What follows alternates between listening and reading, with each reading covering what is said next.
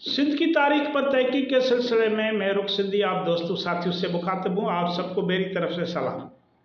आज सिंध के एक अहम तारीखी मकाम पर बात करेंगे, रोहल जी कुंड।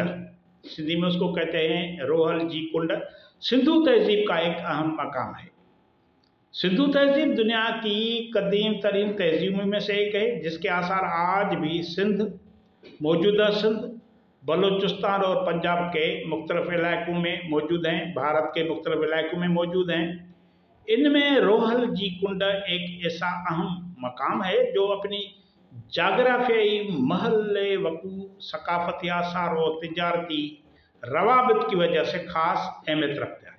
ये मकाम ज़िले जामशोर में नए गाज के पानियारी लक में वाक़ है और कदीम आमरी सकाफत का हिस्सा समझा जाता है।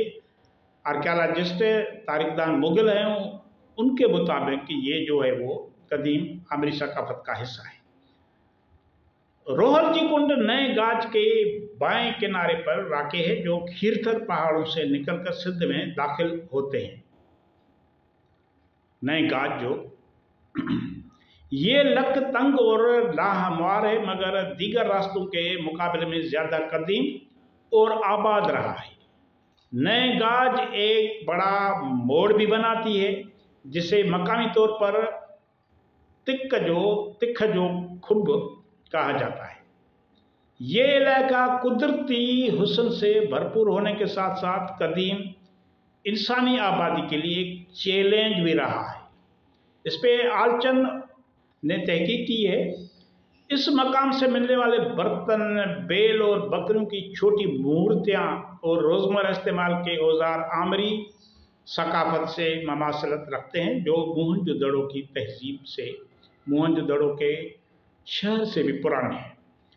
माहिरीन का ख्याल है कि ये मकाम न सिर्फ एक बस्ती था, बल्कि ज़रई और तिजारती मरकज़ भी रहा है। पोशेल की आर्कियोलॉजिस्ट पोशेल की ये राय है कि ये बस्ती जो है तिजारती मरकज रहा है। मकामी लोग इस मकाम को लोड कहते हैं, जबकि आसार कदीमा की किताबों में उसे रोहल जी कुंड लिखा गया है। ये नाम कदीम रवायात, मकामी रस्म रवाज और तारीखी दस्तावेजात में मुख्तलिफ सूरतों में मिलता है। कदीम दौर में रोहल लक एक अहम तिजारती रास्ता था, जिसके जरिए काफिले सिंध से मौजूदा जो बलूचिस्तान के अहम शहर हैं जैसे वड है और नाल है, सफ़र करते थे वो काफिले इसी कदीम रोहल लक से। इस रास्ते पर मौजूद आसार से मिलने वाली मिट्टी के अशिया को आमरी नाल तहजीबी वर्षा कहा जाता है, जो सिंध और मौजूदा बलूचिस्तान के दरमियान सकाफती और तिजारती रवाबित का सबूत है।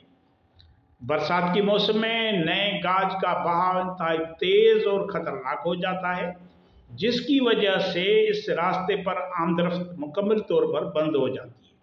ये जाहिर करता है कि कदीम बाशिंदों को कुदरती मुश्किलात का सामना था और वो किसी तरह अपनी बस्ती को कायम रखते थे।